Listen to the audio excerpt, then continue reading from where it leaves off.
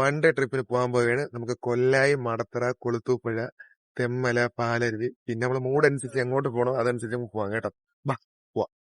ആദ്യമേ പറയട്ടെ, നമ്മൾ സൂക്ഷിച്ച് പോകണം. വെള്ളം കയറി കിടക്കുന്നതുകൊണ്ട് വളരെ ഡേഞ്ചറാണ്. ആദ്യം നമ്മൾ ഡാലിയിൽ പോയി. ഡാലിയിൽ ഫുള്ള് വെള്ളം കയറി കിടക്കുകയാണ്. പിന്നെ നേരെ നമ്മൾ കൊളുത്തൂപ്പുഴ അമ്പലത്തിന്റെ അവിടെ ചെന്നപ്പോഴത്തേക്ക് മറ്റേ പുതിയ പാലം പണിയുന്നില്ലേ, അവിടെയൊക്കെ ആണെങ്കിൽ ഫുൾ ഈ കാട്ടിൽ നിന്നൊക്കെ വരുന്ന മരങ്ങൾ മൊത്തം കൊണ്ട് അടിച്ചിട്ടേക്കാണ്. നോക്കുമ്പോൾ കാണാൻ പറ്റുന്നുണ്ട്. അങ്ങ് ദൂരെ നോക്കി അവിടെയൊക്കെ കൊണ്ട് ഫുള്ള് വലിയ വലിയ തടികളാണ് കേട്ടോ. അത് കഴിഞ്ഞ് നേരെ നമ്മൾ ഡാമിൽ പോയി, തെമ്പൽ ഡാമിൽ. അവിടെ ചെന്നപ്പോഴത്തേക്ക് കുറെ കുരങ്ങനൊക്കെ ഫാമിലിയോടെ ഇരിക്കുകയാണ്. ഫാമിലിയും കൊച്ചുങ്ങളും എല്ലാവരും ഉണ്ട്. പിന്നെ ഡാമിൽ കയറിയപ്പോഴും അവിടെ വെള്ളമൊന്നുമില്ല കേട്ടോ. എനിക്ക് തോന്നുന്നു മെയിൻ ഡാം തുറക്കാത്തതുകൊണ്ടാണ് ഇവിടെ വെള്ളമില്ലാത്തത്. തിരിച്ചു പോകാൻ ബുള്ളറ്റിന്റെ അടുത്ത് വന്നപ്പോൾ കുരങ്ങൻ കയറി ഫുള്ള് പയറ്റി എന്റെ ബാഗൊക്കെ വലിച്ചു കയറി. പിന്നെ അത് കഴിഞ്ഞ് നമ്മൾ കല്ലട ഡാമിൽ ചെന്ന് അവിടെ വെള്ളം ശാന്തമായിട്ടാണ് ഒഴുകുന്നത്, കുഴപ്പമില്ല. പിന്നെ ഇത്രയും മഴയില്ല, നേരെ പാരരുവിലോട്ട് വിട്ട്. അവിടെ എങ്ങനെ ഉണ്ടെന്ന് അറിയാം. അവിടെ ചെന്നപ്പോൾ അടച്ചിട്ടേക്കാണ്. ഒരു അറിയിപ്പുണ്ടാകുമ്പോൾ വന്നാൽ മതി എന്ന് പറഞ്ഞു. പിന്നെ നേരെ നമ്മൾ തമിഴ്നാട്ടിൽ പോയി എണ്ണയൊക്കെ അടിച്ച് ഒരു ഡാമിലോട്ട് പോയി.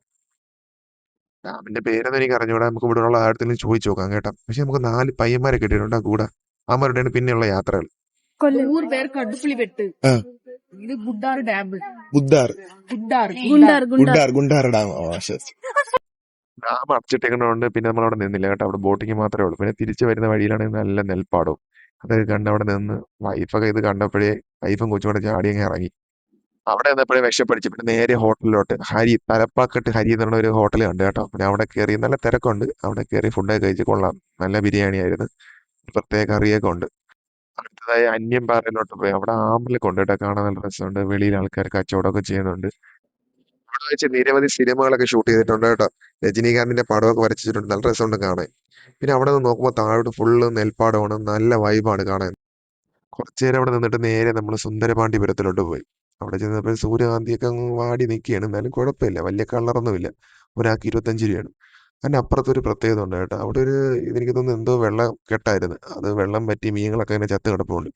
ഞാൻ അവിടുത്തെ ഒരാളത്ത് ചോദിച്ചത് കഴിക്കൂലെന്ന് വെച്ചപ്പോൾ അവിടുത്തെ ആൾക്കാരായിട്ട് കഴിക്കൂലെന്നാണ് പറയുന്നത്. പക്ഷെ തൊട്ടപ്പുറത്ത് വേറെ സൂര്യകാന്തി തോട്ടമുണ്ട് കേട്ടോ. അവിടെയൊന്നും പൈസയൊന്നും കൊടുക്കണം, നല്ല കളറും ഉണ്ട്. അവിടെ നിന്ന് നേരെ നമ്മൾ കാറ്റാടിപ്പാടത്തോട്ട് വിട്ട്. അപ്പോഴാണ് മനസ്സിലായത് ഈ റോഡിൽ നിന്ന് കാണുന്ന കണക്ക് അടുത്തടുത്തല്ല ഇരിക്കുന്നത്. കുറെ അകലത്തിലാണ് ഓരോന്ന് ഇരിക്കുന്നത് കേട്ടോ. ഭയങ്കര വലുതാണ് കേട്ടോ. അടുത്തുനിന്ന് കാണുമ്പോൾ ഞങ്ങൾക്ക് മനസ്സിലാവും. പിന്നെ നമ്മൾ തിരുമലൈ കോവിലോട്ട് പോയി കേട്ടോ. ക്ലൈമറ്റ് ഒക്കെ സൂപ്പർ ആയിരുന്നു. പോണ വഴിയും മനോഹരമാണ്. താഴെ നിന്ന് ടിക്കറ്റ് എടുക്കണം കേട്ടോ. നമ്മുടെ യാത്ര ഇത്രയും മനോഹരമാവാൻ കാരണക്കാർ ഇവരാണ് കേട്ടോ. ഇവരുടെ കൂടെയാണ് നമ്മൾ യാത്ര ചെയ്തത്. ഇവരാണ് നമ്മളെല്ലാം വഴികളൊക്കെ കാണിച്ചു തന്നത്.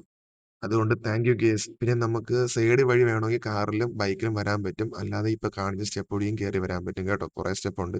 കാഴ്ചകളൊക്കെ കണ്ട് സമയം പോയി നമ്മൾ ആരും അറിഞ്ഞില്ല. പിന്നെ നേരെ അവിടെ നിന്ന് തിരിച്ച് രാത്രി ആയതുകൊണ്ട് നല്ല മഴയായിരുന്നു. വീഡിയോ ഒന്നും എടുക്കാൻ പറ്റിയില്ല. അതുകൊണ്ട് കണ്ടവർക്കെല്ലാം thank you so much. Next വീഡിയോയിൽ കാണാം.